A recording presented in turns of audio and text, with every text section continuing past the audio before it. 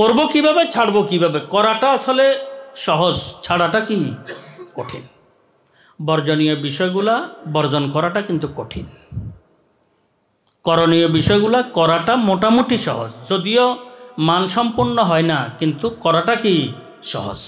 করণীয় বিষয়গুলো 5 ওয়াক্ত নামাজ পড়লাম, করে কিছু সামান্য কিতাব পড়লাম, এই করলাম, কিন্তু বর্জনীয় বিষয়গুলা বর্জন করাটা বড় কি কঠিন। এটার জন্য আমাদের এই দ্বিতীয় পর্যায়ে বর্জনীয় বিষয়গুলো বর্জন করার জন্য, এই শক্তি অর্জনের জন্য আমরা করণীয় বিষয়গুলা একাগ্রতার সাথে করার চেষ্টা করতে হবে এবং করণীয় বিষয়গুলো বাড়িয়ে দিতে হবে। যত নেকামল আছে নেকামল যেন বাড়তে থাকে, নেকামল যেন বাড়তে থাকে, নেকামল যেন বাড়তে থাকে। তাহলে আল্লাহর রহমতের নেকামল বাড়ার কারণে আমার মোতালা যেন বাড়তে থাকে, আমার তেলাওয়াত যেন বাড়তে থাকে, কিতাবের ইয়াদ যেন বাড়তে থাকে, কিতাবের তাহকিক যেন বাড়তে থাকে, আমার কেরাত শুদ্ধ করার পিছনে যেন আমি লেগে থাকি, তাহারির শুদ্ধ করার পিছনে যেন আমি লেগে থাকি, তাহারির সুন্দর করার পিছনে যেন আমি লেগে থাকি, কেরাত সুন্দর করার পিছনে যেন আমি লেগে থাকি, সুন্নত মোতাবেক চলার বিষয়টিকে যেন আমি আপনাইতে থাকি। আল্লাহর রহমতে যদি এভাবে আমি লেগে থাকি তো আমার কলবের মধ্যে শক্তি এসে যাবে, কলবের দিলের প্রতিরোধ ক্ষমতা বেড়ে যাবে। কলবের প্রতিরোধ ক্ষমতা কি বেড়ে যাবে, আমার কলবের মধ্যে শক্তি এসে যাবে।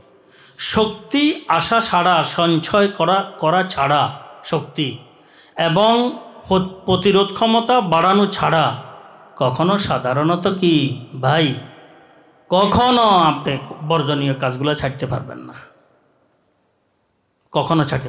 হ্যাঁ, হঠাৎ এত গুনাহ করে ফেলেছি, আল্লাহ ক্ষমা করি, তো 2 রাকাত নামাজ পড়লাম তো আগের কেন? আমার দিলের মধ্যে প্রতিরোধ ক্ষমতা এখনো কি হাসিল হয় নাই, কলবের মধ্যে শক্তি এখনো আসে নাই।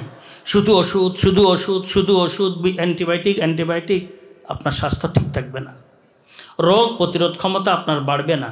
এটা সাময়িক চলে ওষুধ, সাময়িক চলে অ্যান্টিবায়োটিক, কিন্তু নিয়মিত আপনার শক্তি অর্জনের জন্য, শারীরিক প্রতিরোধ ক্ষমতা বাড়ানোর জন্য গেজার, সুগেজার, স্বাস্থ্যকর খাদ্যের বিকল্প নাই। বুঝেন না কথাটি? স্বাস্থ্যকর খাদ্য আপনাকে খেতে হবে, এই খাদ্যের বিকল্প নাই। স্বাস্থ্যকর খাদ্য যদি আপনি না খান, যত ওষুধ চিন্তা করেন, যত কিছু করেন, একেবারে নদীতে গোসল করেন, পরিষ্কার সাবান এনে ছায়া করেন, কিন্তু আপনার লাভ হবে না। অল্প কতক্ষণ আল্লাহ হয়তো হবে, এরপর আবার সব। কোনো বুজুর্গের কাছে দোয়ার জন্য যাবেন, হুজুর দোয়া করিয়েন, আমি যেন আমার দিলটা যেন ঠিক হয়ে যায়, হুজুরে দোয়া করছেন, কিন্তু আমার শক্তি যদি আমার মধ্যে যদি অর্জিত না হয়, তাহলে কখনো আমি বর্জনীয় কাজগুলা বর্জন করার ক্ষমতা, শক্তি আমার মধ্যে আসবে না। বর্জন করাটাই সবচেয়ে কষ্টকর, গুনাহ ছাড়াটাই সবচেয়ে কি কষ্টকর, খুব লক্ষ্য রাখবেন। এই কারণে তো বলা হয় যে আসলে এটার জন্য মুরব্বি দরকার, জবাবদেহিতা দরকার। মুরব্বি থাকলে জবাবদেহিতা থাকে, এত্তেলায় হালাত থাকে, ওনাকে বলা লাগে, তখন একটা ভয় থাকে, করণীয় কাজগুলা করার জন্য সে নিজেকে প্রস্তুত করে, বর্জনীয় কাজগুলা বর্জন করার জন্য সে কি চেষ্টায় লেগে থাকে। যদি শারীরিক শক্তি না আসে, আপনার প্রতিরোধ ক্ষমতা শরীরের মধ্যে না আসে, আপনি রোগ প্রতিরোধ করতে পারবেন না। এই একটু ঠান্ডা হইলে শুরু হয়ে যাব, একটু বাতাস হলে শুরু হয়ে যাবে, একটু বেশ কমে শুরু হয়ে যাব, তখন আপনি যুদ্ধ করে একটি পর্যায়ে আপনি ক্ষান্ত হয়ে যাবেন, ঠান্ডা হয়ে যাবেন, দুর্বল হয়ে পড়বেন, পরাজয় বরণ করবেন, বিজয় হইতে পারবেন না, জয়লাভ করতে পারবেন না। খান ভালো করি, শারীরিক ডাক্তাররা বলে যে খান, খাওয়ার জিনিস ভালো ডাক্তার যারা। আমি বহু আগে আসলে হজরত হাকিম আজমল খান সাহেব রহমতুল্লাহ আলাই, এ তো বড় আল্লাহওয়ালা, তো ওনার কিছু শের আছে, একটা মিসরা আমার স্মরণে আছে, যাহা তক কামে চলতা হো গেজা আছে।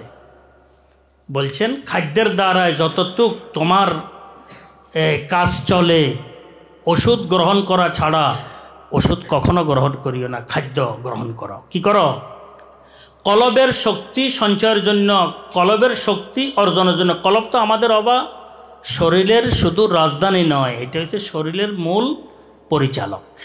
এই কলব, দিলটা শরীরের মূল পরিচালক। চোখ, কান, নাক, মাথা, হাত, পাও, জাহেরি বাতনি অঙ্গ প্রত্যঙ্গ সবগুলার পরিচালনা এখান থেকে হয়। কোনখান থেকে হয়? এখান থেকে হয়। আল্লাহ আমাদের কলব নেক বানাই দাও, নেক বানাই দাও, আমাদের কলব স্বচ্ছ পরিষ্কার বানাই দাও।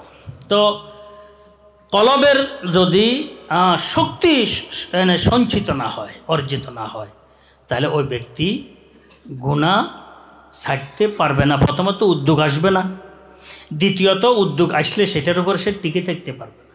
কমাস কম নিজের স্বার্থে আমরা নিজেদের ভবিষ্যৎ, উজ্জ্বল ভবিষ্যৎ অর্জনের স্বার্থে আমরা নেক আমল বাড়াই দেওয়া দরকার। এটা কারো বিষয় নয়, কিন্তু আমি নেক আমল করলে আরেকজনের খাতে চলে যাবে, আমি করলে আরেকজনের উপকার হবে, আমার ক্ষতি হবে, এমন কিছু না। এটা লাভ আমার, লাভ কার?